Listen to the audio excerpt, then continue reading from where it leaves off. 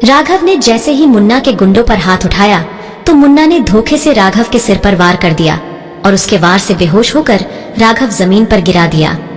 राघव के जमीन पर गिरते ही मुन्ना राघव के शरीर पर अपने दमदार मुक्के बरसाने लगा। काफी देर तक मुन्ना के हाथों से लगातार मार खाने की वजह से राघव खून से लथपथ हो गया, लेकिन इतना खून आने के बाद भी जब राघव ने कोई रिएक्शन नहीं किया तो मुन्ना का एक गुंडा घबरा गया और वो घबराते हुए राघव के पास आया और राघव के हाथ की नब्ज पकड़कर चेक करते हुए बोला, अरे भाई, ये तो मर गया, ये क्या किया आपने? हुकुमसा ने तो इसे सिर्फ पीटने के लिए कहा था, लेकिन आपने तो इसे मार दिया। अब हुकुमसा के गुस्से से आपको कोई नहीं बचा सकता भाई। उस गुंडे के मुंह से इतना सुनते ही मुन्ना ने उस गुंडे के मुंह पर एक जोरदार चांटा मारा और गुस्सा करते हुए बोला, मानता हूँ मैंने राघव सिंघानिया की धुलाई तुम्हारे हुकुमसा के कहने पर की है, लेकिन इसे मारने के लिए मैं किसी की सुनने वाला नहीं हूँ। मेरा जिसको मारने का मन करेगा मैं उसको मारूंगा और जिसको पीटने का मन करेगा उसको पीटूंगा। तुम्हारा ये हुकुमसा होता कौन है मुझे रोकने वाला? मुन्ना के इतना कहते ही उस गुंडे ने मुन्ना को समझाते हुए कहा, अरे भाई, आप नहीं जानते क्या हुकुमसा को वो पूरे राजस्थान के हुकुमसा है। आसपास के सभी लोग उसे डेविल कहकर बुलाते हैं। मनुष्य के रूप में राक्षस है वो आदमी। आप जानते हैं उसने एक गांव के कितने लोगों को एक साथ मौत के घाट उतार दिया था, और जो कोई भी उसके हुक्म की बगावत करता है वो उसे मार देता है।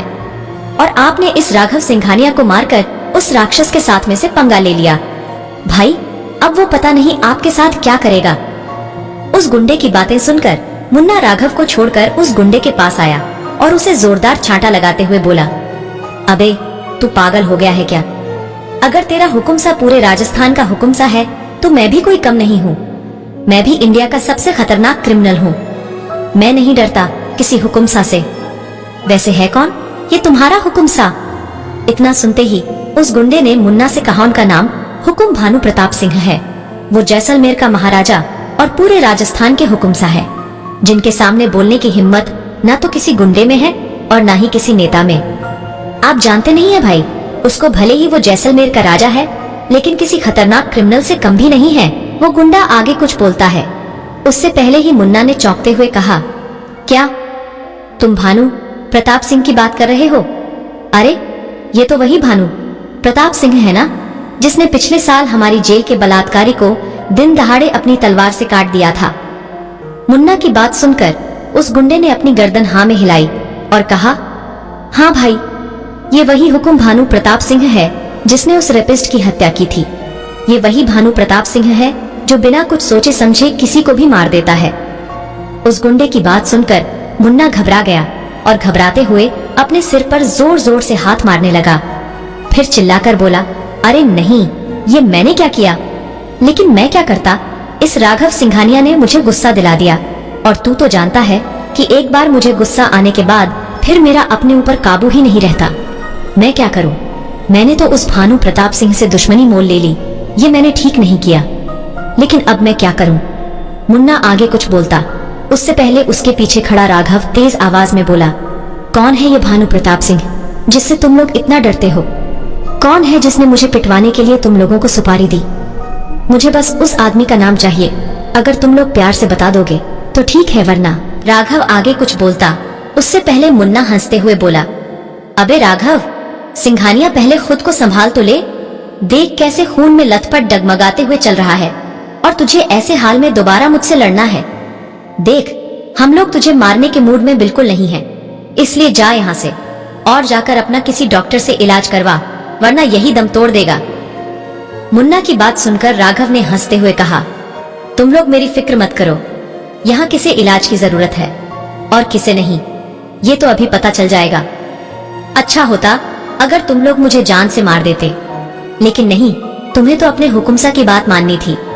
तो फिर ठीक है, तुम उसकी बात मानो और मैं तुम्हारी हड्डियां तोड़ता हूँ। इतना कहकर राघव मुन्ना के करीब आया और एक जोरदार मुक्का उसके मुंह पर दे मारा। राघव का मुक्का लगते ही मुन्ना के मुंह से खून बहने लगा। मुन्ना के मुंह से जैसे ही खून बहने लगा, उसके सभी गुंडे राघव पर झपट पड़े, लेकिन राघव ने पलक झपकते ही उन सभी गुंडों की धुलाई करके उन्हें जमीन पर पटक दिया। राघव को एक हीरो की तरह फाइट करते देखा मुन्ना के होश उड़ गए, लेकिन फिर भी मुन्ना ने राघव को धमकाते हुए चिल्लाकर कहा, कुछ देर पहले तो तुम मेरी मार खाकर जमीन पर बेसुध पड़े थे और अब अपने आप को 30 मार खा समझ रहे हो।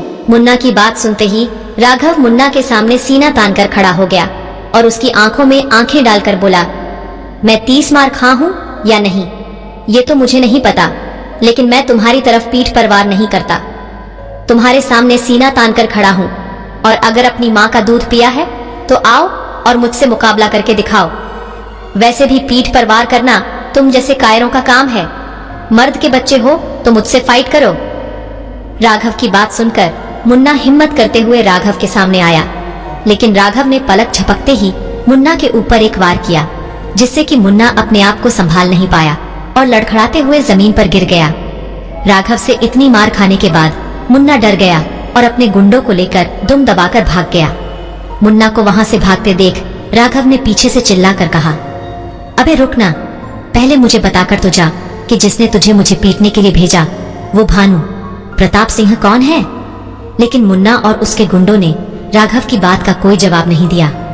उन गुंडों और मुन्ना के वहां से जाते ही राघव ने अपने आप से कहा, आखिर है कौन ये भानु प्रताप सिंह जिसने मुझे मारने की सुपारी इन लोगों को दी। मेरी तो उसे कोई दुश्मनी भी नहीं है, तो फिर वो मुझे क्यों मारना चाहता है। फिर राघव ने कुछ सोचते हुए बड़बड़ा कर कहा, अरे हाँ, ये तो वही भानु प्रताप सिंह है जिसने मुझे ठाकुर विजय प्रताप सिंह के मर्डर केस में गिरफ्तार करवाया था और इंस्पेक्टर विनय यादव को मुझे टॉर्चर करने के लिए मजबूर किया था। लेकिन वो मेरे साथ ऐसा क्यों कर रहा है। मुझे पता करना होगा कि आखिर ये भानु प्रताप सिंह है कौन और मेरे पीछे क्यों पड़ा है। क्या राघव भानु प्रताप सिंह के बारे में जान पाएगा कि वो कौन है। क्या राघव और सिया कभी मिल पाएंगे। क्या होगा आगे जानने के लिए सुनते रहिए secret of devil only on pocket FM।